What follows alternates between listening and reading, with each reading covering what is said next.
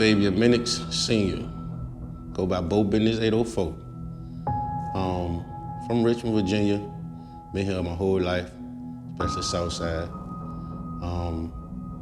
Left high school doing music and mechanics.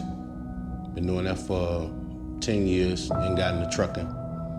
Left the trucking field and came back home doing the music and might do some mechanic work now too. But yeah, that's pretty much how life been over the last 20 years.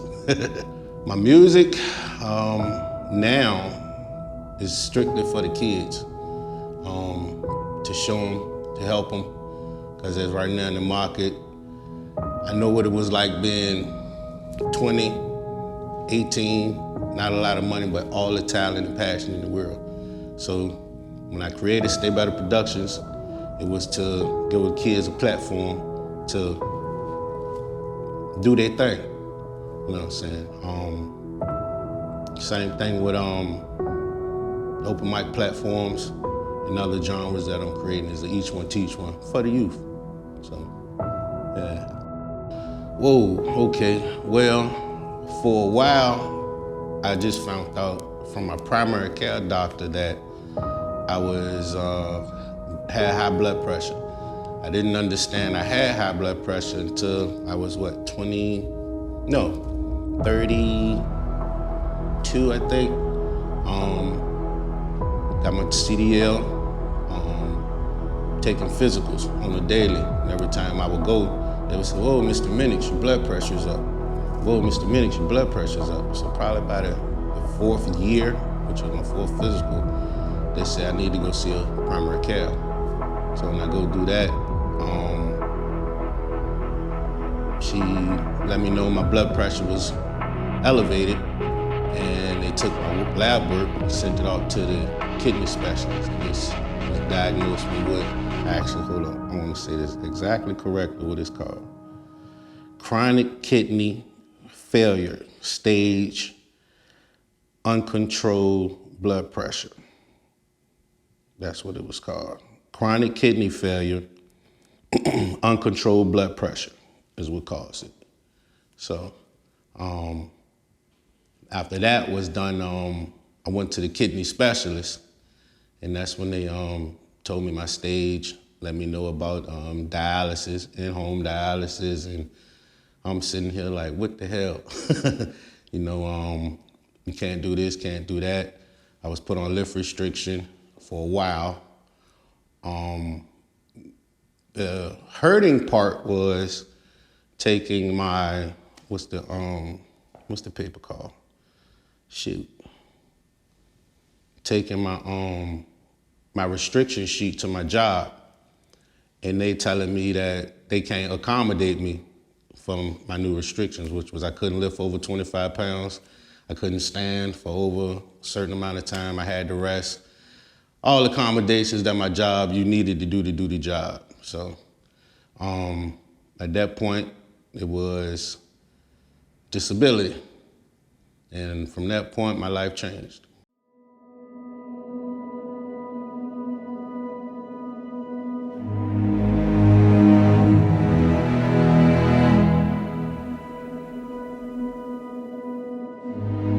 I'm a hemodialysis nurse, and I've been working in the field for approximately 30 years.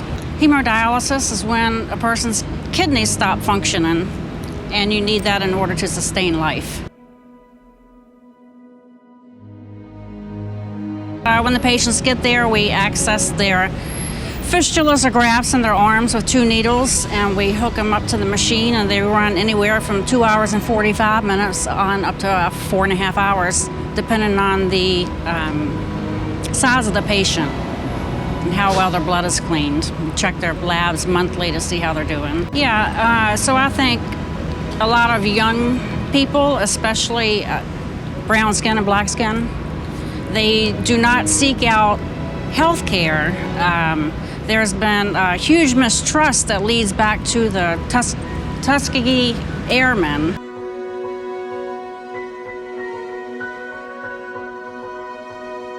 The mistrust of the white man, of the doctor, because they were all white and men, that mistrust was handed down from generation to generation.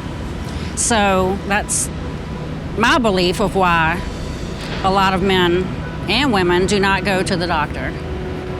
I think it's important to seek out a doctor who you're comfortable with, whether they're Asian or Hispanic or Indian or black or white. You know, you just have to be comfortable with who is treating you, and always ask questions about your lab work and your blood pressure. And have your diabetes test. You don't want to end up on dialysis. You want to do everything you can to prevent it.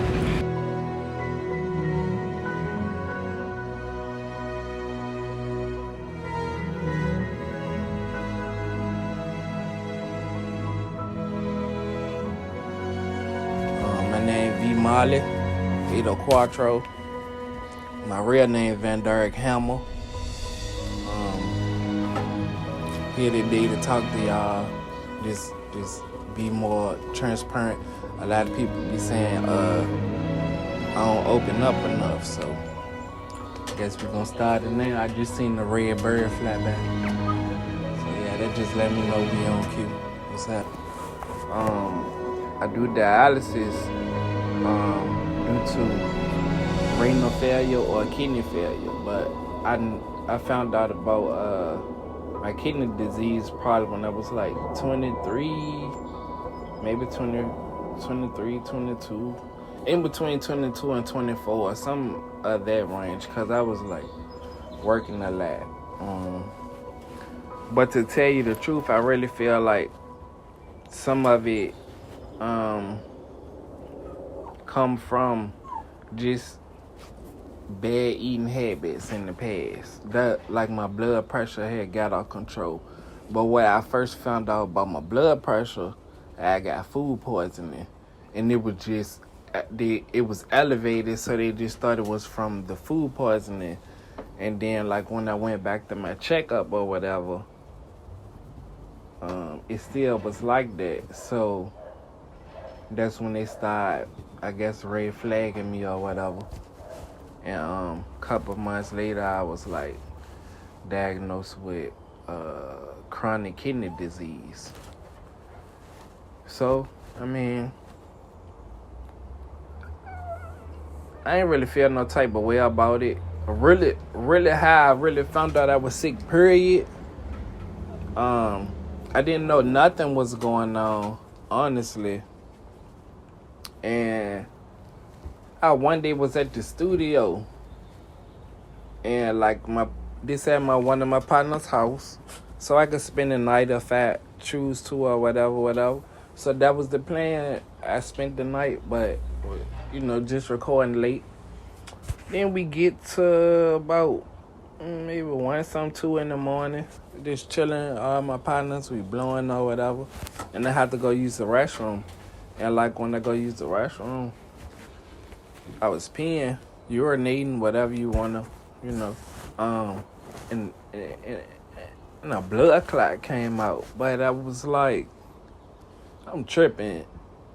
I don't think I just seen that, but I felt it too. So I immediately panicked, you know what I'm saying? But I couldn't tell nobody. I was embarrassed as fuck. I didn't know what the hell was going on. So I went to the store. I got the biggest cranberry juice I could find, and just dumped it that night. And then when I woke up the next morning, I peed before I went to sleep. Nothing. Woke up the next morning, had to pee. First thing, that's one of the first things we got to do as a man or a male. Pee. Next morning, nothing. I'm tripping last night. That ain't just happened. I must was tripping. Then I get to work. I was assistant manager at Family Dollar. Get to work. Yeah, I gotta pee. Guess what? Guess what I see in the toilet? Blood clot. Oh shit. So I went to the hospital that day, to make a long story short, and that's really when I really knew shit was Something going on. Yeah. I been had know about the chronic kidney disease or whatever, but when that happened, that's when I was like, yo, I don't know about this shit, you know what I'm saying?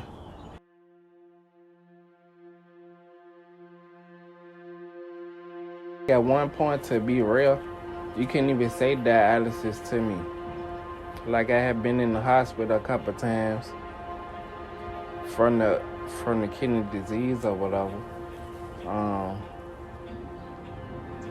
And the doctors like already know me, like, don't come in his room, like, to say the D word. Like, don't say dialysis to me. Don't come in my room and say dialysis to me. Like, that's really how I was rocking.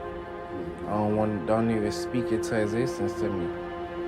And I stayed strong for like years, bro. Like, I found this out probably when I was like I said, in between 22 and 24.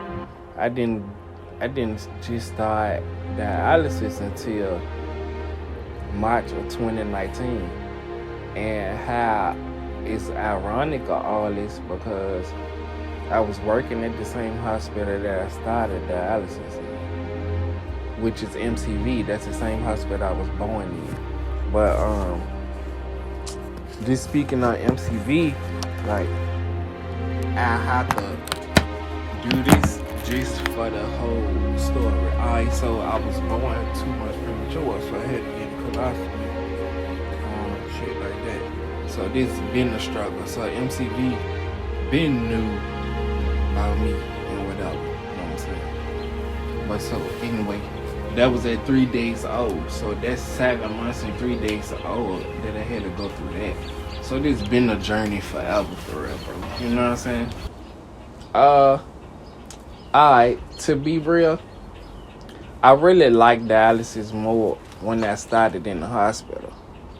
And why I was saying it was ironic, because I was doing deliveries to the medical supply stations, and my station was the dialysis station. So pretty much everything that I had to go through previously before I started, I was stocking that stuff up. It was like God was getting me ready for that or something, you know. So I really feel like that's part of a testimony. You know, cause who gonna be stocking up dialysis stuff and then like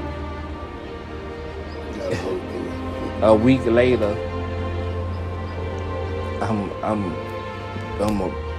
I did stocking and stuff for me, or I might have stocked something up for myself.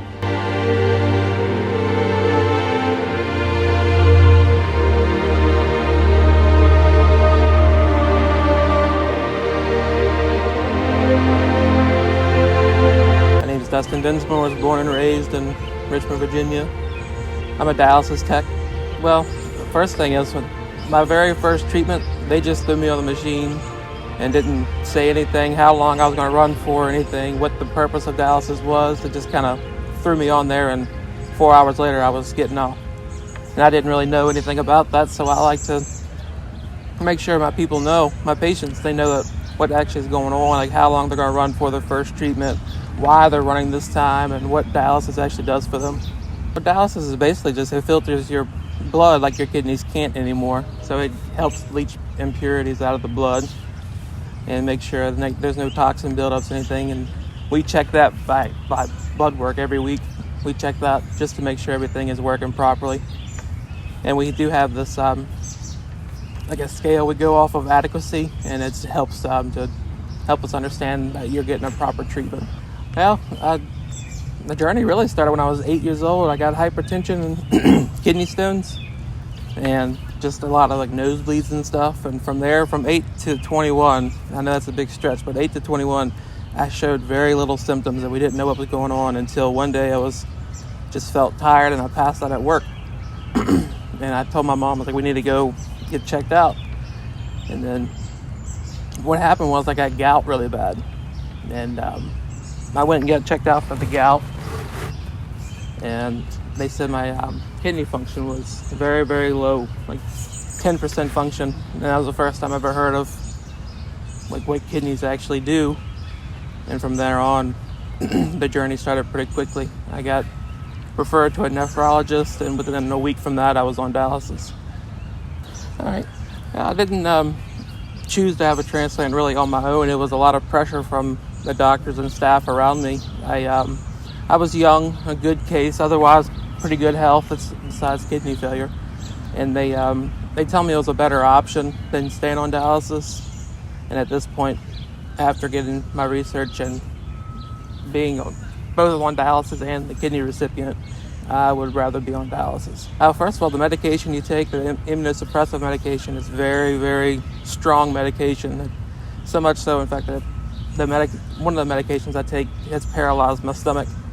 It's called gastroparesis. It's just one of those things you can't really control, but they knew what it was, and I didn't really get a warning from it. They told me a lot of stuff, as in the transplant center did. They told me a lot of things, but they never mentioned any of these things that can be super harmful to your body. And I'm in like a perpetual state of, I don't know, I just don't feel good often, and a lot of it's from the medication.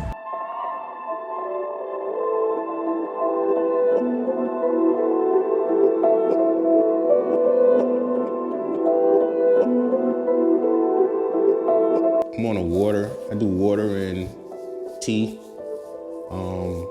No alcohol. Everything's broken down into portions. I still urinate, so I can eat oranges, grapes, not oranges, but tangerines, grapes, such stuff like that, salads. They give you different pills. Different people had to take different pills depending on your systems. But I do take medicine for whatever meal I eat. And that was uncomfortable for a while. But you get used to it, because your kidneys is not filtering out your digestive system. So for me, I can't eat as much, and all the tasty stuff I would like to eat. It's more so eating healthy. That's all. Going back and forth in court started my stress, I could say, because you leave the courtroom feeling like ain't nobody here to help the black man. And me being a humble, cool person, easy to go on. I don't want to call or say a pushover, but just like I ain't worrying about it, push it to the side type of guy. You could say it build up.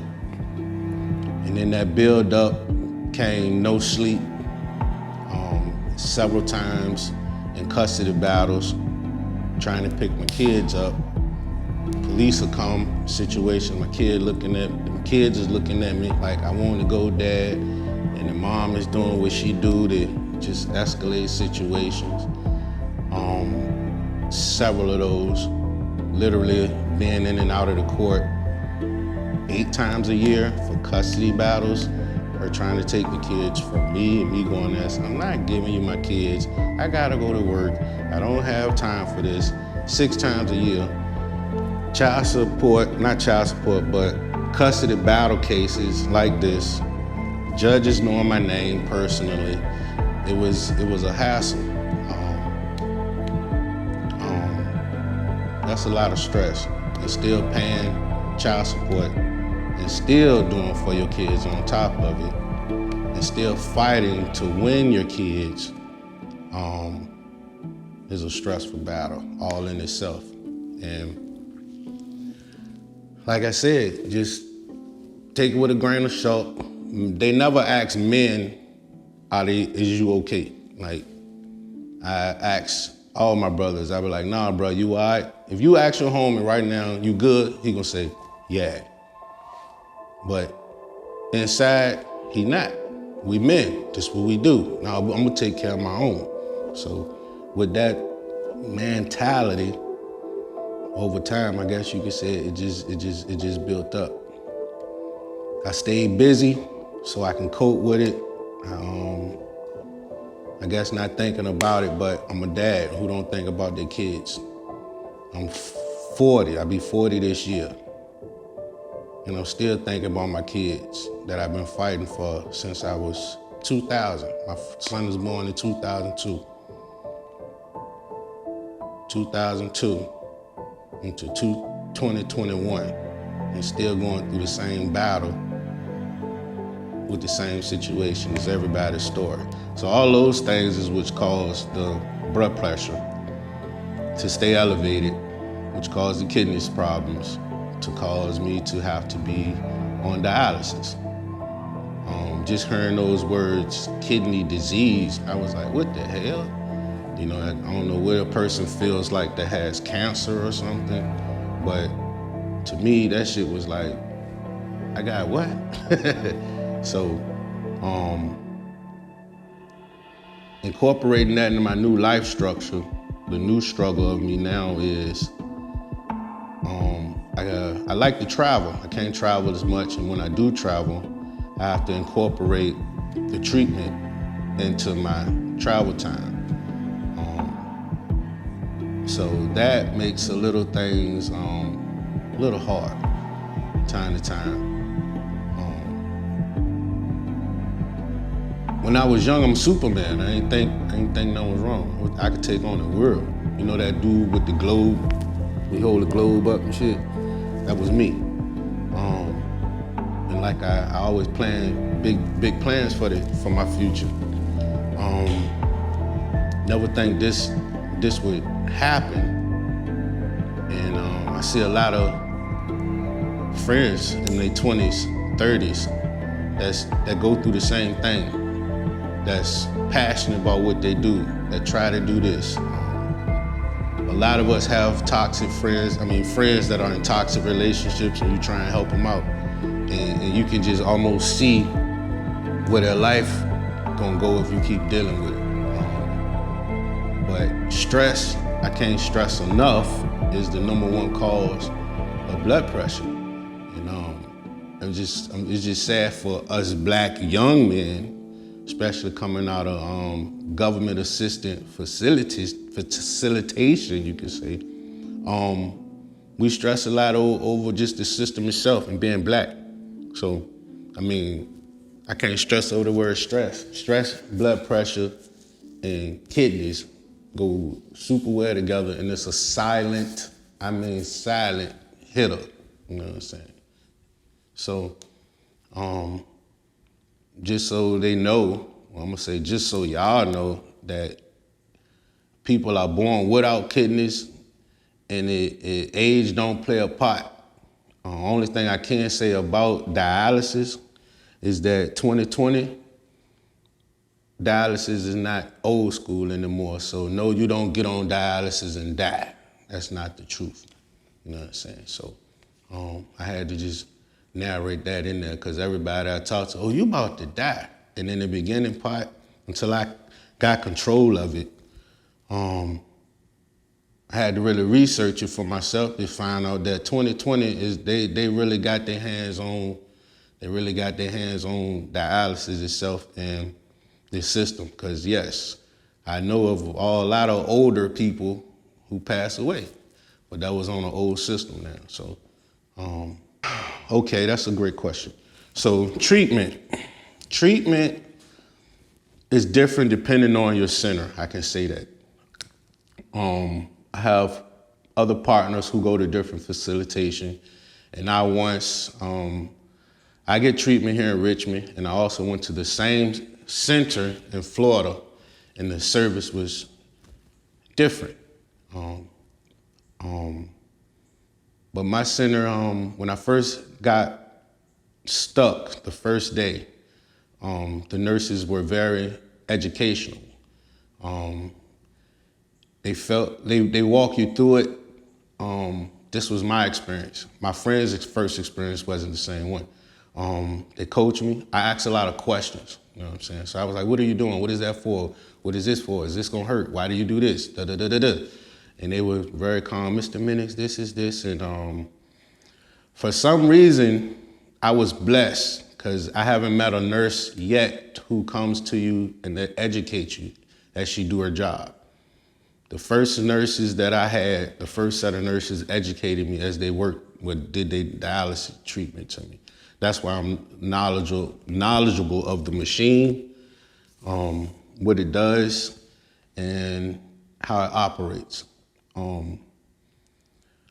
My friend's story is that he was scared, because I was telling him how my center was, and he was like, man, I ain't do that. The lady just stuck me. And And they just told me sit back, I couldn't do this, and they just was shoving stuff to me without explaining nothing to me, and I was like, oh Lord.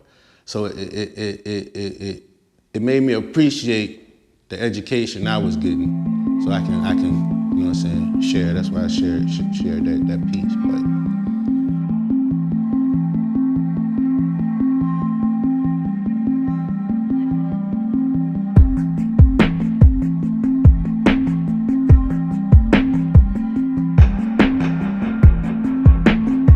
So when you get diagnosed with kidney failure, you're usually put in the hospital because you feel horrible and find out all of a sudden that your kidneys aren't working.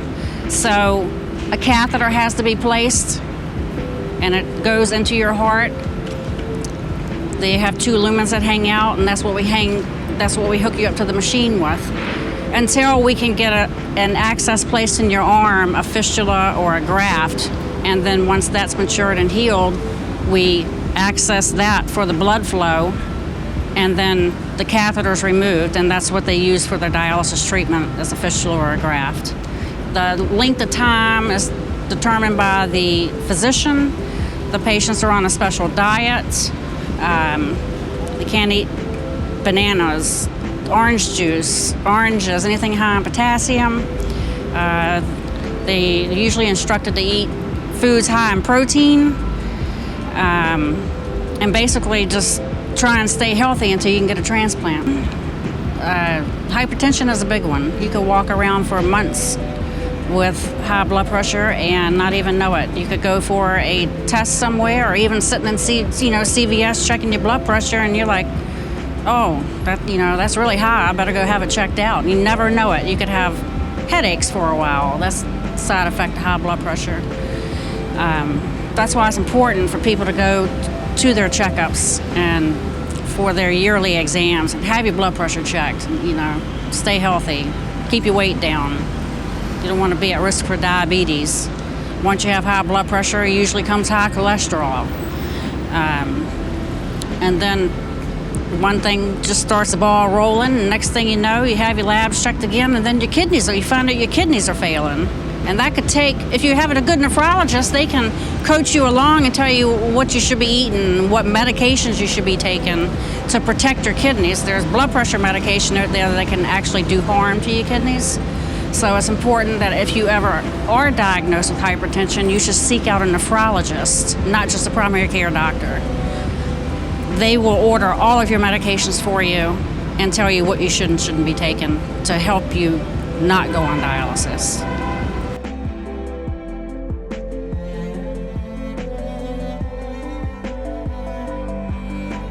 My advice to people who are thinking about getting a transplant is do your research. Find a good team that's willing to help you research, and always never take a doctor's word 100%. Always do your own research and talk to folks around you that can help you better understand your situation. Transplant is not for everybody. It is really, truly not. I was young, 21, and I'm still feel like I'm recovering from it 8 years later. Just do your own research and make sure you're comfortable with everything before you make a huge decision. Yes, I'm actually honored to help educate, and hopefully people will listen and stay healthy and have their blood pressure checked, stay off of dialysis. If you would say what message I have to give to people, don't let hard times define you, or when things happen in your life, like, look at all the stuff you've been through. You look at me, all the stuff we've been through, and how many times in the past where we was going through it and we like, man, I don't know how I'm gonna get through this, or you know what I'm saying, like you're seeing like the worst problem in the world, motherfucker might was ready to get evicted or anything, just anything crazy. But like, look today, we looking back on it, so it must want that bad, must want that hard, you know what I'm saying? Going through this battle, I wasn't alone. My whole family supported me. Along my journey, I ran across awesome people. Like I said, my clinic is awesome. So I found out there's a whole community out there, like dealing with kidney failure, where they call it kidney disease. I hate the word disease, but in my search to find out about this whole thing, it was scary because there was nowhere I could find it on my terms of educating myself about it.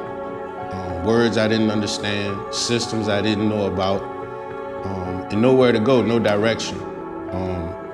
So the point of this whole documentary is for y'all to travel and journey with me through an educational path about kidney disease.